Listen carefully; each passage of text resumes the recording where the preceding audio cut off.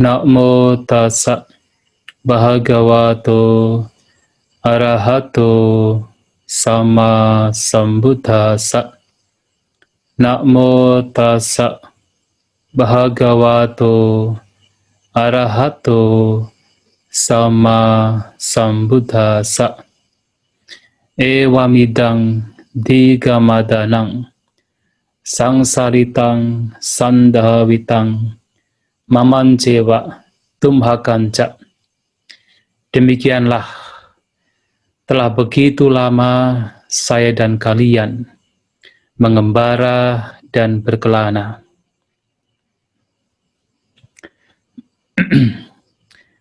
Yang saya muliakan Bante Adikusalu Mahatera,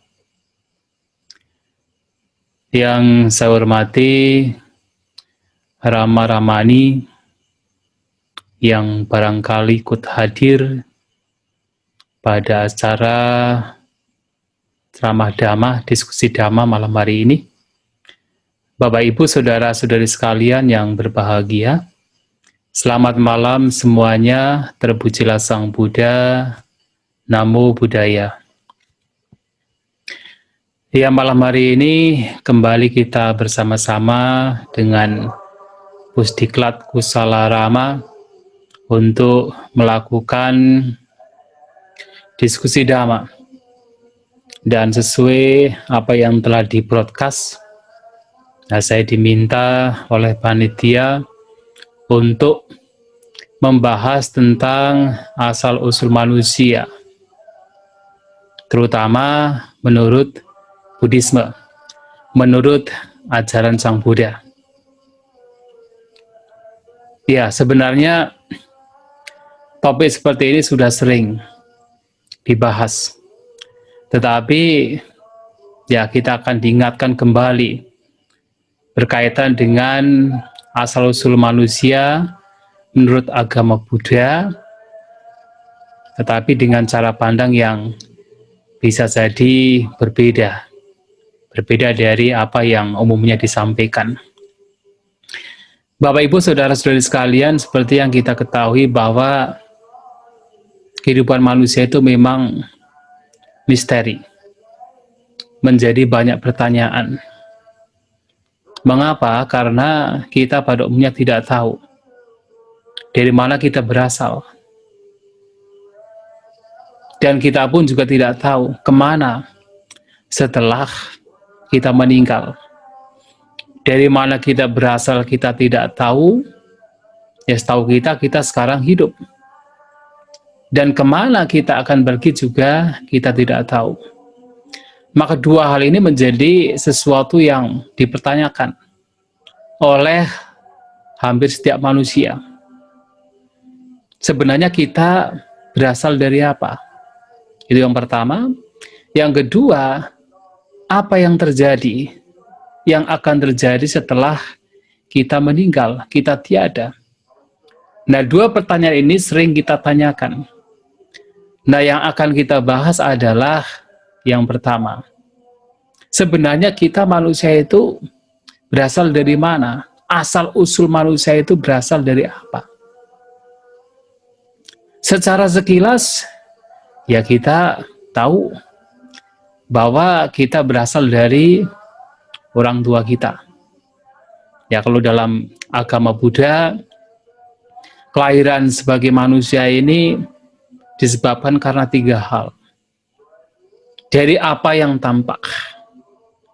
Yang pertama adalah karena ada faktor seorang ibu sedang subur. Yang kedua,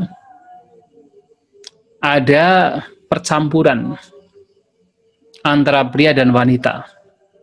Ya, percampuran buah antara pria dan wanita. Yang ketiga, karena ada gandhava, atau dengan kata lain ada padisandhivinyana, ada kesadaran penghubung.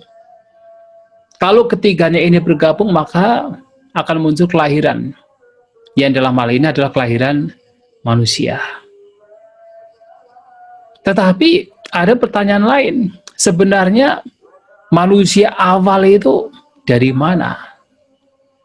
yaitu dipertanyakan oleh sains maupun oleh agama. Nah, secara sains, secara ilmu pengetahuan umumnya, dipercaya bahwa manusia ini awal-awalnya itu berasal dari Afrika. Nah, kita dikatakan manusia ini memiliki banyak spesies. Ada sekitar 15-20 spesies. Yang kesemuanya itu berasal dari Afrika. Mengapa demikian? Karena selama ini sampai sekarang ini fosil manusia yang ditemukan yang tertua itu berasal dari Afrika. Nah, sehingga umumnya secara sains, secara ilmu pengetahuan, manusia berasal dari Afrika sekitar 6 juta tahun yang lalu. Karena fosil yang tertua ini ditemukan atau katakan berumur sekitar 6 juta tahun yang lalu. Yang itu berasal dari Afrika. Ada sekitar 15-20 spesies. Nah, sekarang yang bertahan cuma satu spesies, yaitu Homo sapiens, kita-kita ini. Jadi ternyata manusia itu juga banyak spesiesnya.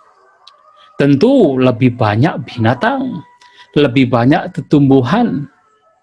Kalau binatang tidak terhitung. Bahkan dalam satu jenis pun, misalnya burung pun, ada banyak sekali spesies. Serangga banyak sekali spesies. Tetapi manusia yang sampai sekarang ditemukan sekitar 15-20 spesies. Dan yang bertahan itu adalah Homo sapiens, kita-kita ini. Nah, semua manusia yang sekarang ada, itu adalah satu spesies, Homo sapiens. Maka Sang Buddha di dalam Vasita Sutta juga pernah mengatakan bahwa berbeda dari tumbuhan dan juga binatang yang memiliki banyak spesies, ternyata manusia itu hanya punya satu spesies. Itu disebutkan oleh Sang Buddha di dalam Vasita Sutta, Sutta Nipata. Dan ini seiring sesuai dengan apa yang ditemukan oleh yaitu sains, bahwa sekarang hanya ada satu spesies manusia, yaitu Homo sapiens. Walaupun awalnya sebenarnya juga ada beberapa yang tadi dikatakan 15-20 spesies. Nah, kemudian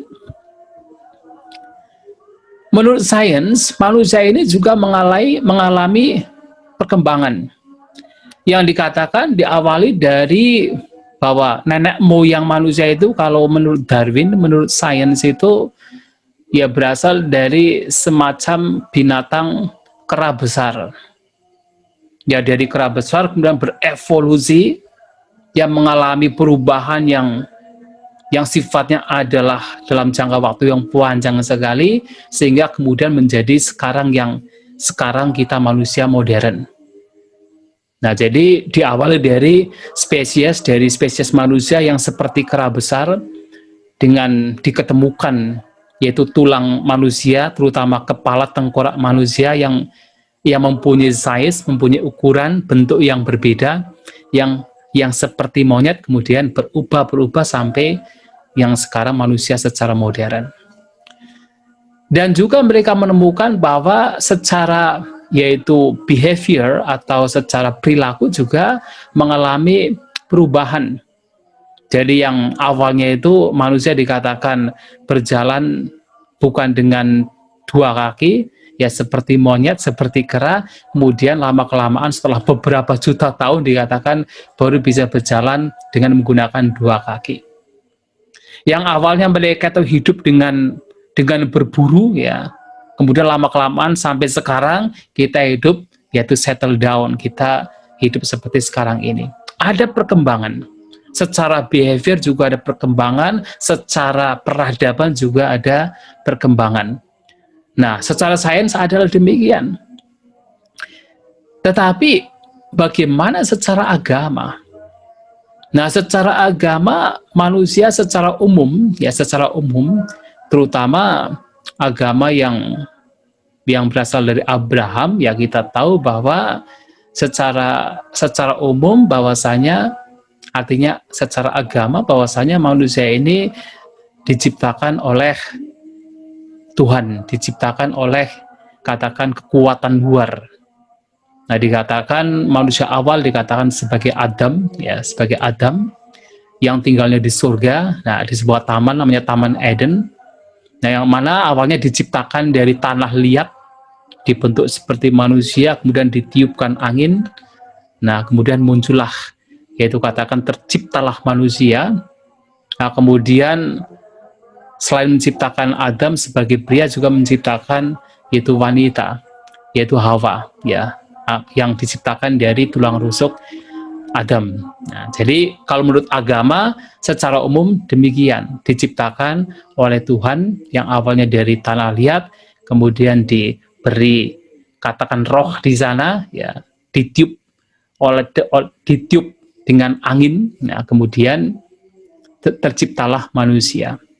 Nah, lantas bagaimana dengan agama Buddha? Nah, ini yang menjadi pertanyaan, karena sebenarnya kalau kita perhatikan agama Buddha itu tidak banyak membahas, bahkan boleh dikatakan tidak menekankan untuk mengetahui sebenarnya kita manusia itu dari mana.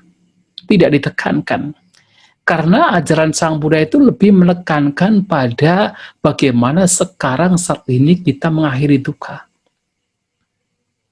Yang ditekankan oleh Guru Agung kita Sang Buddha. Bagaimana saat ini sekarang manusia kita terlahir sebagai manusia, kemudian berusaha untuk mengakhiri penderitaan. Tetapi walaupun demikian ada referensi. Ada referensi yang berkaitan dengan bagaimana manusia yang sekarang ini ada. Nah, referensi tersebut bisa kita temukan, bisa kita baca di dalam Aganya Sutta. Nah, khotbah, salah satu khotbah yang bisa kita baca di dalam Tiga Nikaya, terutama bagian yang ketiga. Nah, di sana ada sutra namanya Aganya Sutta yang memberikan referensi bagaimana manusia, terutama yang ada di bumi ini, boleh dikatakan tercipta, atau keberadaan manusia itu bisa di-trace back, bisa dijejaki pada kehidupan pada yaitu planet bumi ini. Tetapi sebenarnya dalam Aganya Sutta itu sendiri, tujuan Sang Buddha memberikan penjelasan bagaimana, ya, kita bisa mengatakan asal-usul manusia di bumi ini, itu sebenarnya tujuannya bukan untuk memahami asal-usul manusia, tetapi adalah untuk memahami bagaimana apa yang sekarang dianggap sebagai kasta, nah itu ada asal-usulnya. Tetapi sebelum berbicara tentang kasta yang pada waktu itu berkembang di India, pada zaman Sang Buddha, nah kemudian Sang Buddha menceritakan bagaimana manusia yang ada di bumi ini, di alam manusia ini, awal mulanya berada, nah itu diceritakan oleh Sang Buddha dalam yaitu Aganya Sutta ini. Nah, kalau kita melihat bagaimana manusia ini ada di bumi ini, di alam manusia ini, ada perbedaan dan juga ada kesamaan dengan sains. Kesamaannya adalah seperti halnya sains, manusia ini berevolusi, manusia ini berubah. Itu kesamaannya, baik secara fisik yang ada perubahan, maupun secara perilaku juga ada perubahan. Tetapi ada perbedaannya. Kalau kita memperhatikan di dalam sains, perubahannya itu malahan kalau kita perhatikan dari yang katakan buruk, ya kita mengatakan buruk dalam artian karena ya mereka tidak mengenal budaya, awalnya tidak mengenal budaya, kemudian cara berpikir mereka juga masih primitif sekali, kemudian lama-kelamaan menjadi modern. Jadi bisa dikatakan dari yang buruk kemudian menjadi baik. Tetapi di dalam Aganya Sutta ada perbedaan di mana kita memperhatikan awal manusia itu sebenarnya lebih baik. Tetapi dengan adanya berbagai macam kotoran batin, ada keserakahan dan sebagainya, maka berbagai macam hal yang buruk itu muncul. Nah, ini perbedaannya. Tetapi secara yaitu evolusi, ada kesamaan, ada perubahan, baik yaitu peradaban maupun ya perubahan secara perilaku. Ada perubahan yaitu baik di dalam sains maupun di dalam agama Buddha berkaitan dengan manusia. Lantas bagaimana Sang Buddha menceritakan tentang keberadaan manusia di alam manusia ini awal mulanya, yang sekarang terutama, adalah dikatakan bahwa menurut beliau, menurut Guru Agung kita Sang Buddha, bahwa alam semesta ini sifatnya adalah mengembang dan mengempis. Mengembang dan mengempis. Nah, kalau dalam bahasa Pali adalah Viwata dan Sangwata. Nah, Viwata itu adalah mengembang. Sangwata adalah mengempis. Viwata, Sangwata. Viwata, Sangwata. Seperti halnya apa? Perut kita, kembung kempis. Seperti nafas kita, kembung kempis. Dan alam semesta dikatakan juga demikian. Mengembang dan mengempis. Nah, dikatakan bahwa ada masa dalam jangka waktu yang sudah lama sekali, ada masa di mana alam semesta ini mengempis. Nah, ketika mengempis, kemudian alam semesta mengembang lagi. Nah, ketika mengembang inilah kemudian terbentuklah yaitu bumi. Nah, ini dijelaskan lebih lanjut di dalam yaitu Visuddhimagga. Bahwasanya alam semesta itu mengembang dan mengempis. Dan ketika alam semesta itu mengempis, nanti lama-kelamaan sebenarnya sudah ada bumi. Sudah ada bumi. Tetapi lama-kelamaan kemudian matahari bertambah dari yang satu, kemudian kedua, 3, 4, 5, 6, pada akhirnya adalah matahari menjadi 7. Nah, ini juga berkaitan dengan salah satu sutta namanya Sata Surya Sutta. Bahwa suatu kali, suatu saat dalam jangka waktu yang sangat-sangat lama, suatu kali matahari menjadi bertambah menjadi 7. Nah, ketika matahari menjadi 7 ini, karena alam semesta mengempis, kemudian matahari menjadi 7, kemudian terjadilah yaitu kebakaran dalam artian bumi ini meledak. Yang orang mengatakan dengan istilah kiamat. Nah, ternyata yang meledak itu, kalau kita melihat dari Visuddhimagga, itu tidak hanya satu bumi saja. Tetapi ternyata 100.000 miliar tata surya itu meledak. Nah, ini kalau dalam sains bisa dikaitkan dengan yaitu Big Bang. Jadi suatu saat dikatakan alam semesta itu menjadi mengecil, mengempis, kemudian ya dengan tekanan yang maha dahsyat kemudian meledak. Nah, dikatakan ketika alam semesta meledak, itulah kemudian yang dikatakan sebagai mengembang. Yang tadinya mengempis, meledak, kemudian mengembang. Viwata. Nah, dalam proses yang sangat lama, muncullah bumi. Nah, dikatakan jadi alam semesta itu akan ada hujan yang maha besar. Nah, butiran-butiran hujan itulah yang membentuk bumi. Nah, jadi satu butir itu satu bumi. Jadi butirannya maha besar, itu ada bumi. Nah, makanya di dalam Aganya Sutta dikatakan awal mula bumi ini terbentuk, itu semuanya adalah air.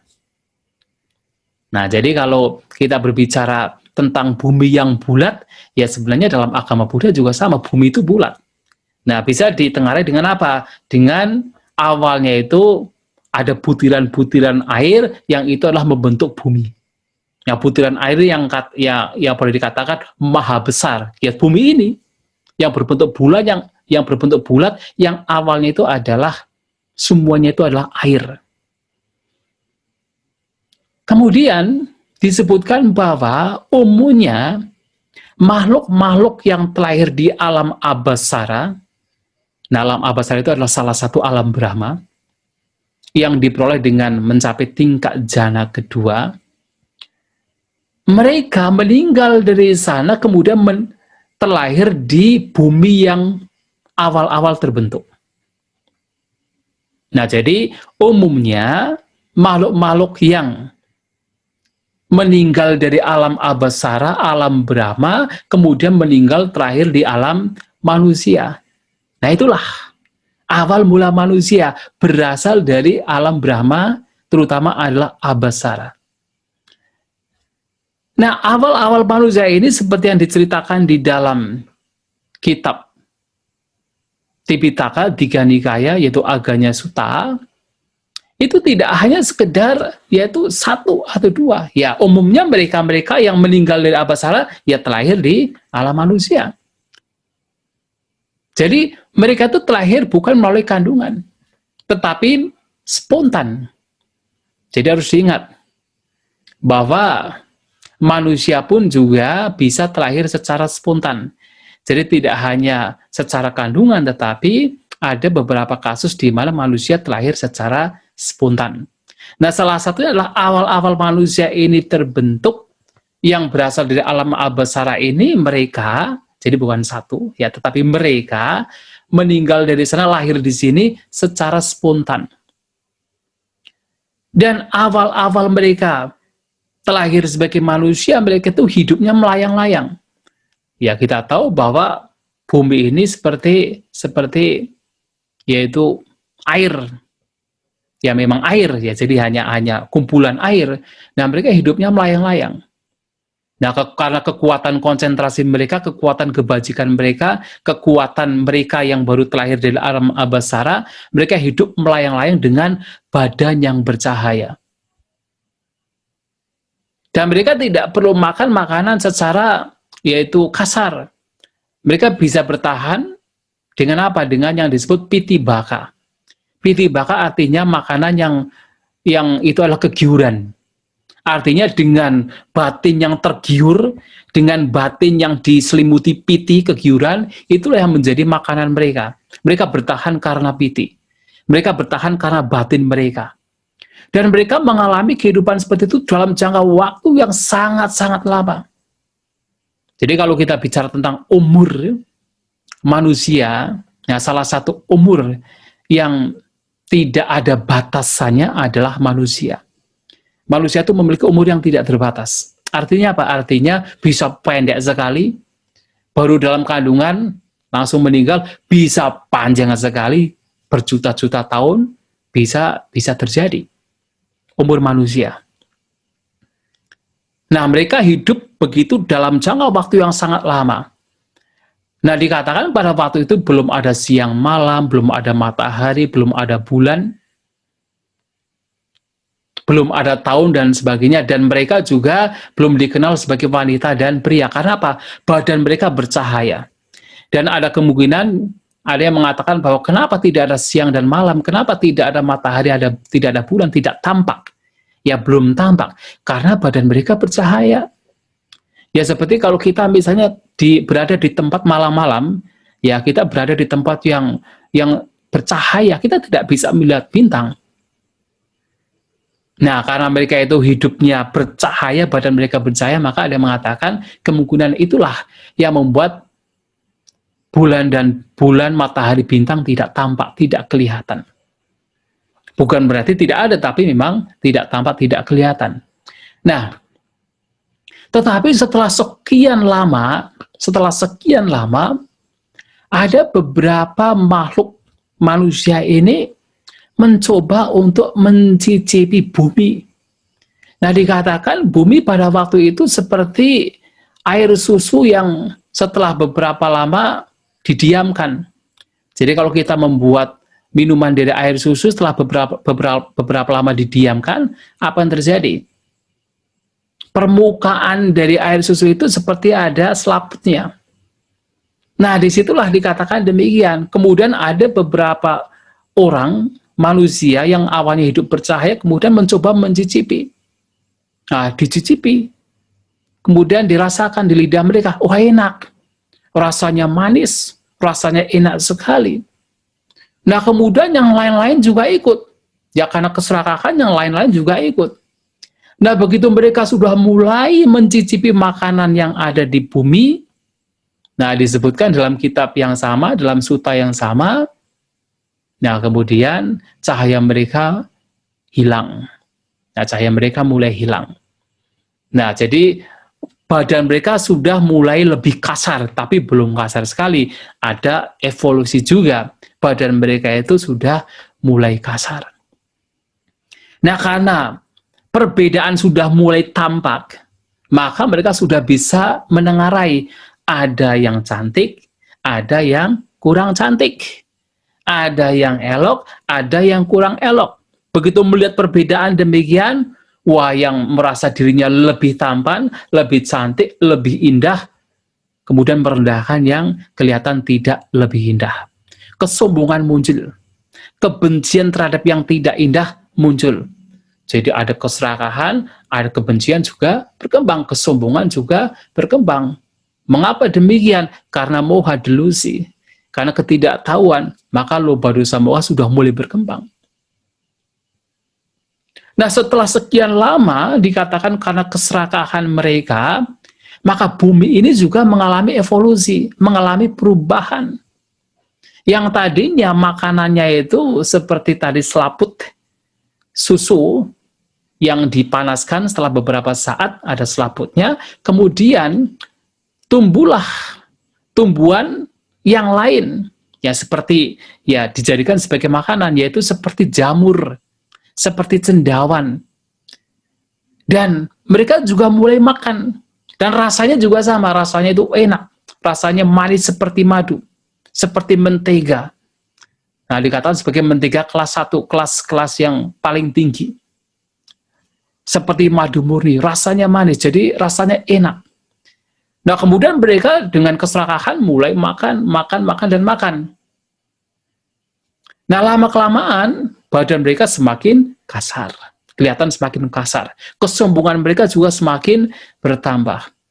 Nah, lama-kelamaan tumbuhan yang seperti jamur cendawan itu pun juga hilang, seperti yang tadi, yang seperti selaput susu itu juga hilang, yang sekarang juga hilang. Ketika hilang, kemudian tumbuhan seperti bambu, yang juga warnanya juga putih.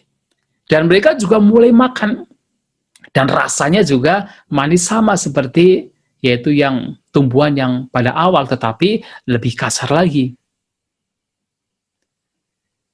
Semakin mereka makan zat bumi, atau makanan yang di bumi tersebut, semakin keserakahan itu muncul. Semakin kesombongan juga muncul, karena tubuh mereka juga semakin kasar. Maka perbedaannya juga semakin kelihatan, semakin tampak. Nah, sehingga dengan keserakahan mereka, bumi pun juga mengalami evolusi, mengalami perubahan.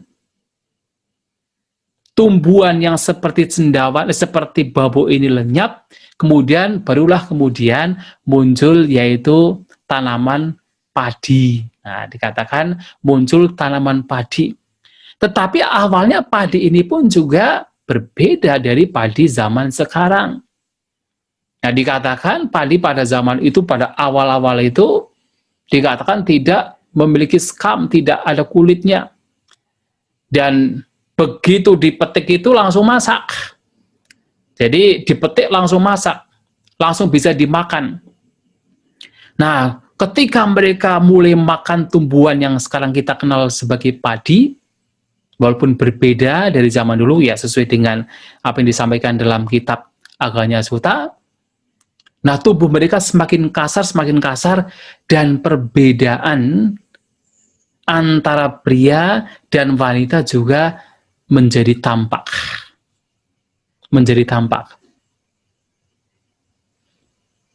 Nah, ketika perbedaan wanita dan pria itu tampak, kemudian muncullah nafsu, muncullah ketertarikan, yang merasa dirinya wanita tertarik dengan pria karena berbeda. Yang merasa dirinya pria tertarik dengan wanita karena tampak berbeda. Muncullah ketertarikan. Nah, ketika muncul ketertarikan, maka disitulah dikatakan mulailah mereka melakukan yaitu ya hubungan intim pria dan wanita. Nah, pada awalnya ketika ada orang-orang demikian itu, mereka itu yang teman-teman lainnya itu merasa itu sesuatu yang buruk sekali. Sehingga apa? Dicaci maki, disuruh keluar dari tempat tersebut. Nah, karena mereka yang melakukan tersebut itu diusir, nah lama-kelamaan apa yang terjadi? Supaya tidak kelihatan, mereka membuat rumah.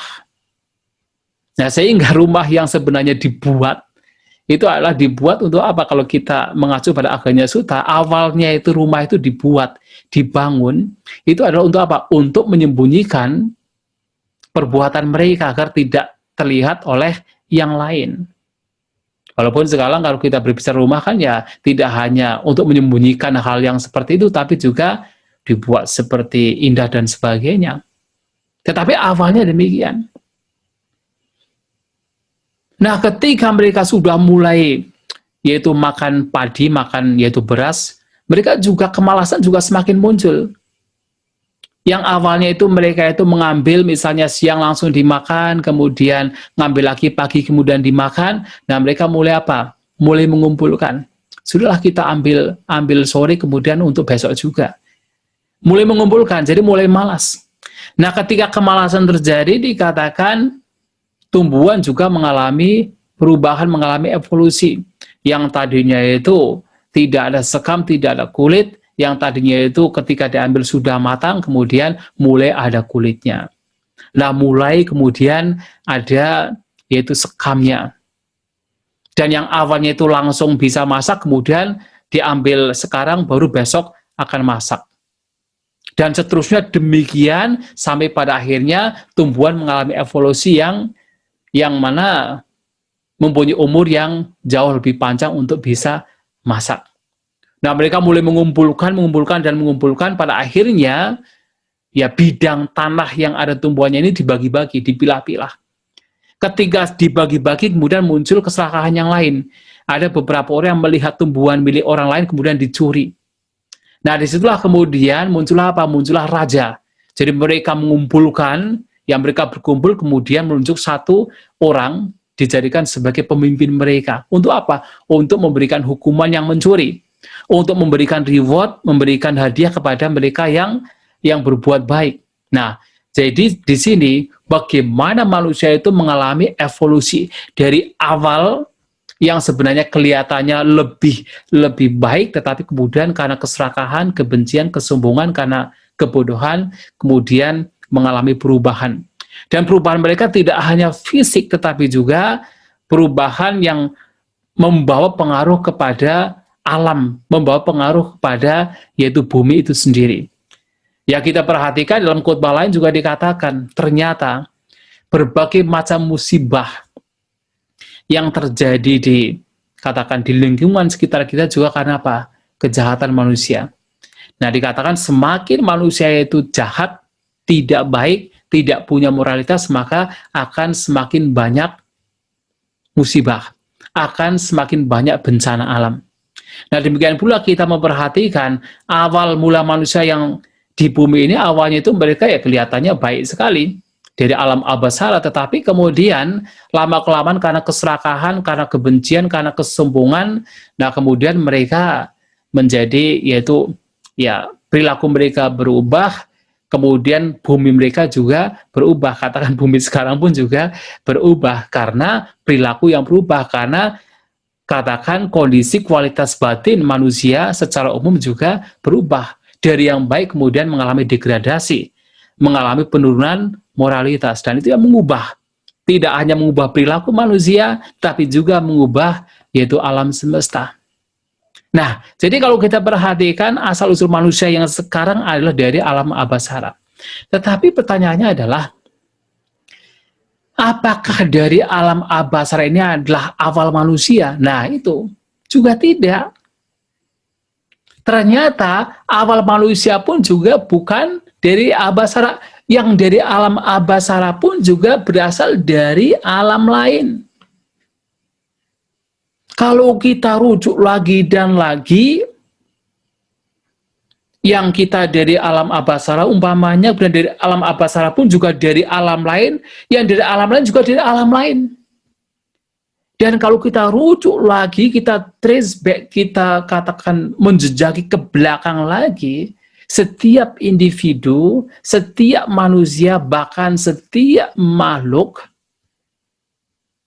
maka Sang Buddha mengatakan bahwa awal mula sangsara, awal mula pengembaraan setiap makhluk itu tidak diketahui. Memang sepertinya awal mula manusia yang di bumi sekarang itu dari alam abhasara menurut agama Buddha, dari alam abhasara. Tetapi yang makhluk-makhluk dari alam abhasara pun juga berasal dari alam lain dan akan terus demikian. Nah, kita masing-masing individu, masing-masing makhluk, masing-masing manusia itu juga telah mengalami kelahiran yang begitu banyak, lahir mati yang begitu banyak, bahkan uncountable, bahkan tidak bisa dihitung. Maka Sang Buddha mengatakan dalam salah satu khutbah, ya, dalam satu khutbah, yaitu terutama di dalam Samyutta Nikaya, Anamataga Samyutta, ya, dalam salah satu yaitu bagian dari Samyutta Nikaya, Anamataga Samyutta. Nah, Sang Buddha mengatakan begini, ini saya baca dalam bahasa Pali, ya. Anamata goyang bikawi sangsaro, wahai para biku, pengembaraan, di sini yang dimaksud adalah pengembaraan dari makhluk, itu tidak diketahui awalnya, ya. Jadi pengembaraan makhluk itu tidak diketahui awalnya. Nah, sangsara itu adalah pengembaraan. Puba kotina panyayati avija niwaranang satanang tanah sangyojanang sandawitang sangsaritang.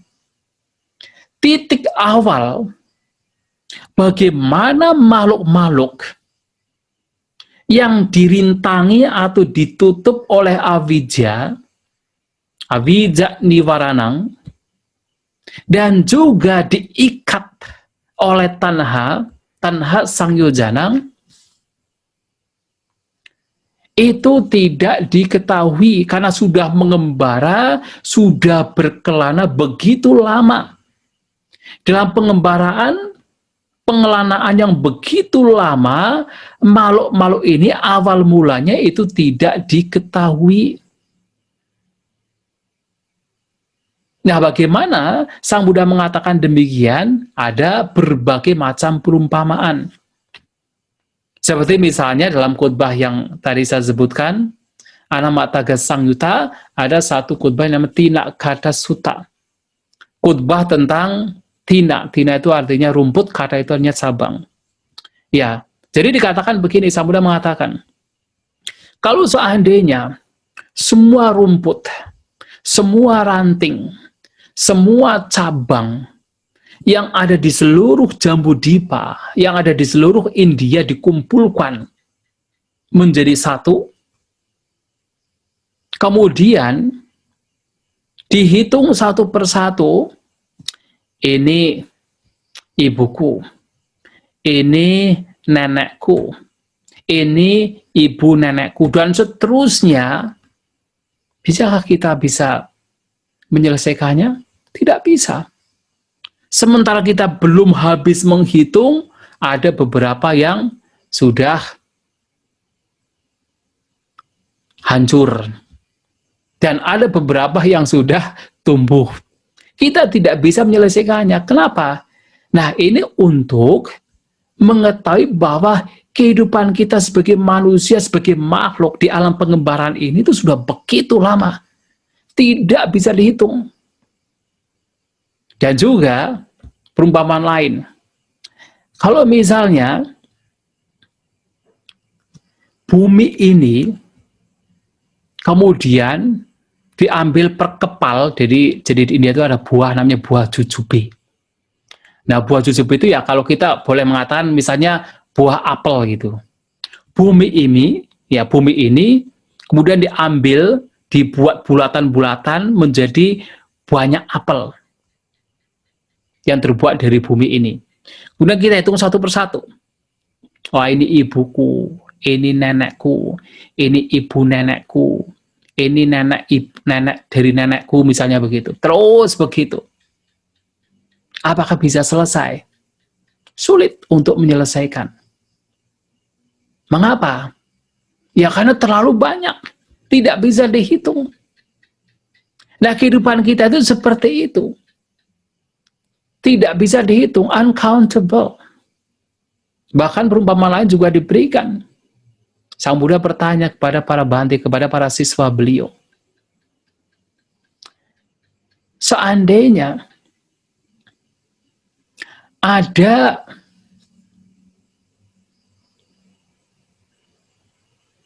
ya, katakan air samudra. Bukan pertanyaan, tapi pernyataan Sang Buddha, maaf. Jadi misalnya, seseorang disuruh menghitung mana yang lebih banyak. Air yang ada di 4 samudra dengan air mata dari seseorang, dari kita masing-masing kita, yang keluar ketika misalnya ibu kita meninggal. Nah, dikatakan mana yang lebih banyak. Ternyata lebih banyak air mata kita. Ya, coba bayangkan. Kalau kita menangis dalam satu kehidupan, kira-kira ada berapa air mata? Ada 1 dayung, 1 ember, 1 gentong. Kalau kita kumpulkan, kita tidak tahu. Bahkan kita mungkin jarang menangis. Ataupun kalau kita menangis pun juga hanya beberapa air mata saja.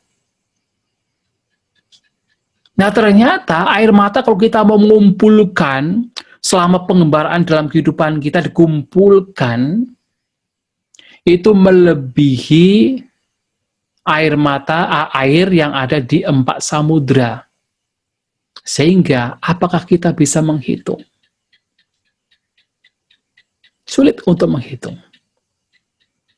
Bahkan pernah juga dikatakan, kalau kita mau menghitung, darah yang keluar ketika kita itu terlahir sebagai seekor sapi dan disembelih, maka darah kita itu sudah melebihi air yang ada di 4 samudra. Itu baru ketika terlahir sebagai seekor sapi, belum lagi kalau seekor kambing dan seterusnya. Melebihi air yang ada di 4 samudra, sudah begitu banyak. Kehidupan kita itu sudah uncountable. Menurut ajaran Sang Buddha, sudah uncountable. Sudah tidak terhitung banyaknya. Lantas bagaimana kita bisa mengetahui awal mula makhluk ini terlahir, awal mula makhluk ini mengembara berkelana, digelapkan oleh awija, diikat oleh tanha? Sulit. Dan itu bukan menjadi poin yang diajarkan Sang Buddha. Nah, sehingga juga ada perumpamaan lain untuk mengetahui bagaimana sebuah kesia-siaan untuk memahami, mengetahui awal mula setiap makhluk. Nah, kita tahu bahwa kehidupan kita itu, bahkan kalau kita itu hidup di alam-alam seperti alam Brahma, itu sampai berkalpa-kalpa, sampai ribuan, puluhan ribu kalpa.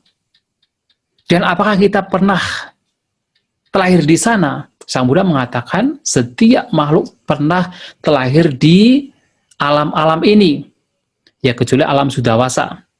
Kalau alam Sudawasa itu ya hanya mereka yang mencapai kesucian anagami. Tapi alam-alam lain, baik alam yang paling rendah sampai alam yang paling tinggi, setiap makhluk pernah mengalami.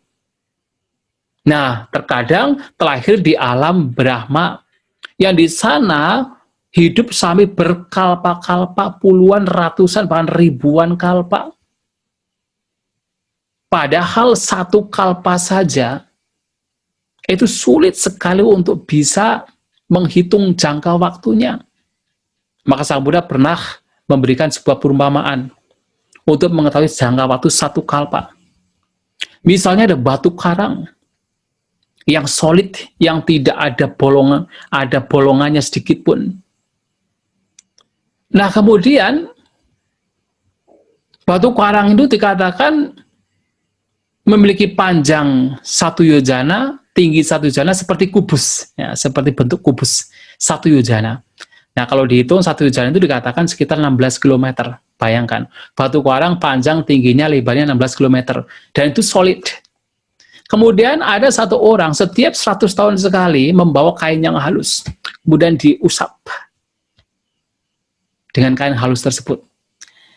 Kalau dengan cara demikian, setiap 100 tahun sekali membawa kain yang halus dan diusapkan, dan ternyata kain halus, batu karang tersebut hancur atau lenyap, tidak tersisa. Bahkan dikatakan jangka waktu 1 tahun, jangka waktu 1 kalpa pun itu jauh lebih panjang lagi.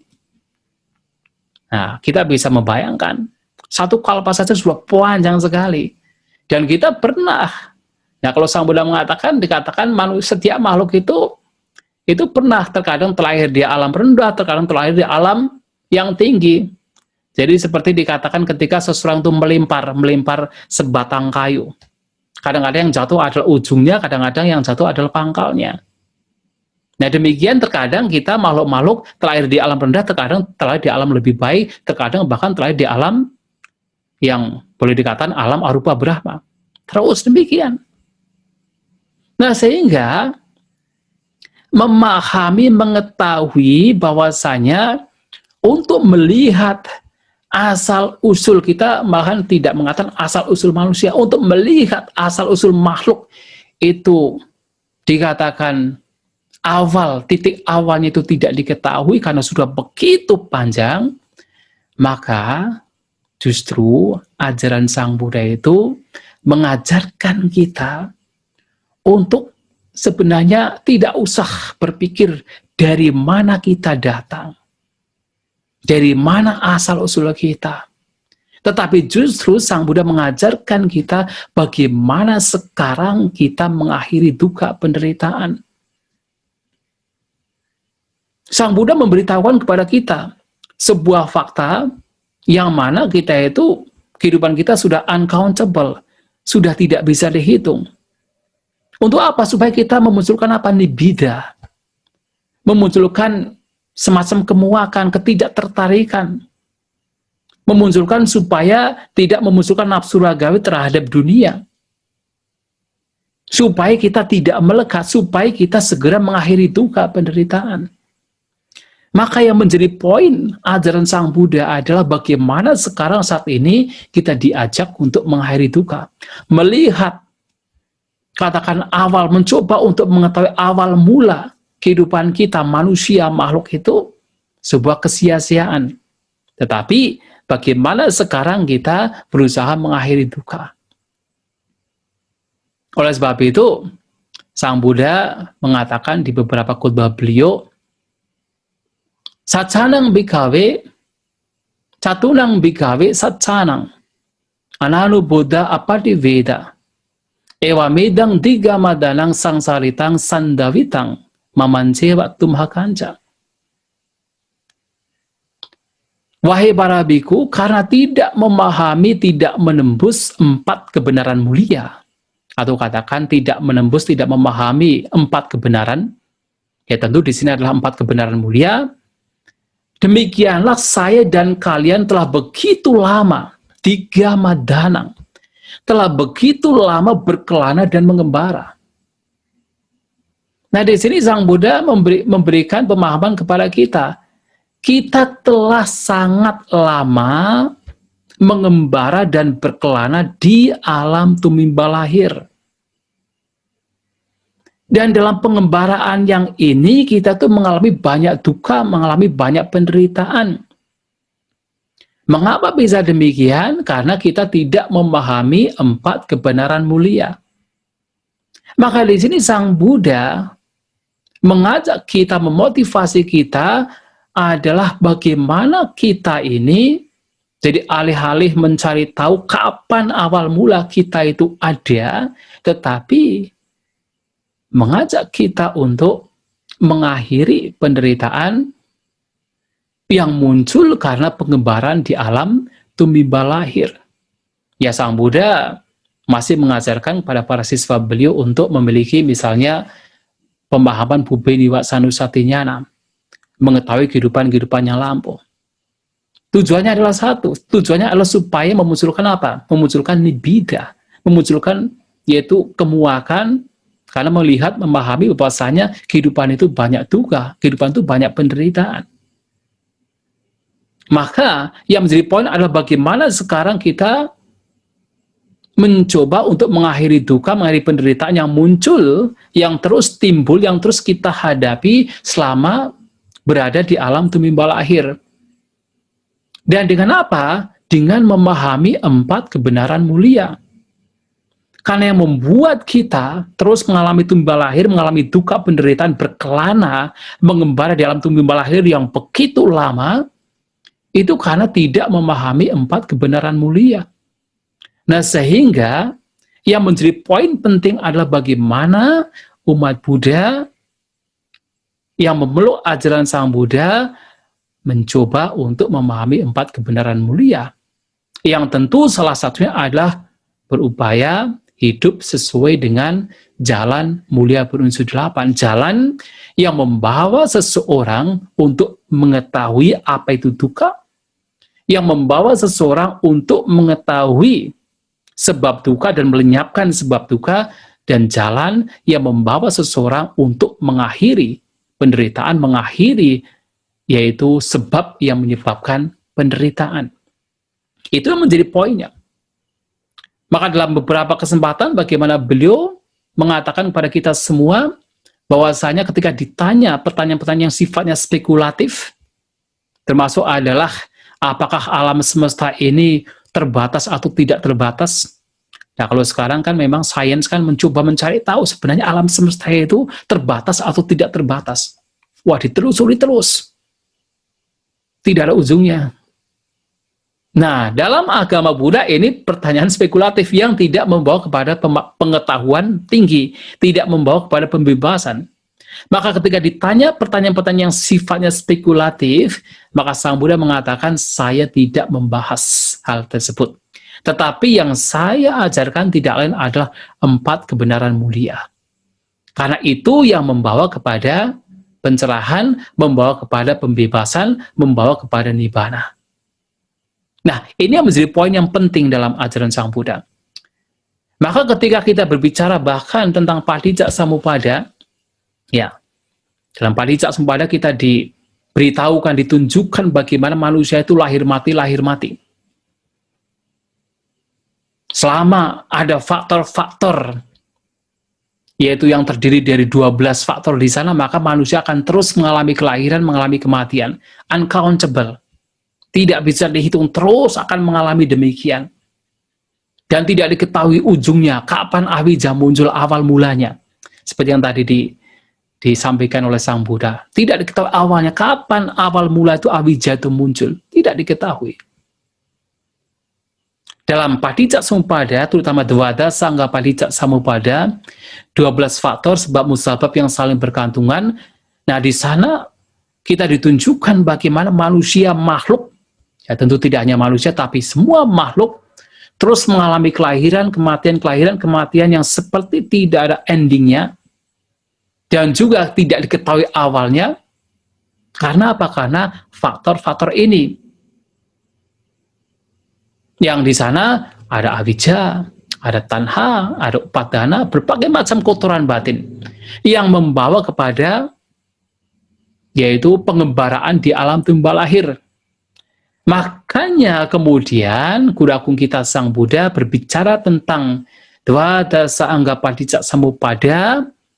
Kalau kita mengikuti Dwadasa Angga Padicca Samuppada dalam artian mengikuti avijja, yang kemudian memunculkan sangkara, kemudian memunculkan vinyana, dan seterusnya, itu disebut sebagai micca patipada, jalan yang salah. Maka, tujuan dari kita memahami Padicca Samuppada adalah bagaimana kita memotong tumimbal akhir, memotong kelahiran. Dengan cara apa? Ya, avijjaya deva asesa viraga niruddha sangkara nirujanti. Jadi dengan lenyapnya mencoba bagaimana berusaha mengupayakan untuk melenyapkan, memadamkan secara total awija itu sendiri. Ketidaktahuan itu sendiri, sehingga apa sangkara dan seterusnya itu terpotong.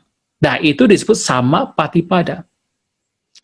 Maka, sekali lagi bahwa ajaran Sang Buddha ini lebih menekankan, memberikan prioritas kepada bagaimana saat ini, sekarang, kita berusaha untuk melenyapkan duka penderitaan dengan cara tentunya melenyapkan sebab mengapa kita menderita dengan kita memperhatikan jalan mulia berunsur 8. Nah, sehingga Bapak Ibu Saudara-saudara sekalian tentang pertanyaan asal-usul manusia, ya kalau kita berbicara manusia yang sekarang, ya dikatakan sesuai dengan Aganya Sutta, ya tentu kita tidak tahu karena ini yang tercatat dalam teks Aganya Sutta bahwa manusia ini ya awalnya dari alam abasara, tetapi tentu dari alam abasara pun juga dari alam-alam lain juga.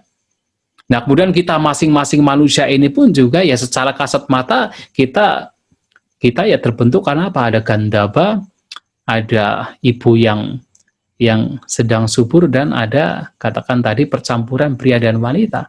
Tetapi sebelum itu pun juga kita telah mengembara dalam kehidupan-kehidupan yang lampau, dan oleh Sang Buddha dikatakan anamataga sangsara. Jadi bahwa pengembaraan yang begitu lama ini tidak diketahui awalnya.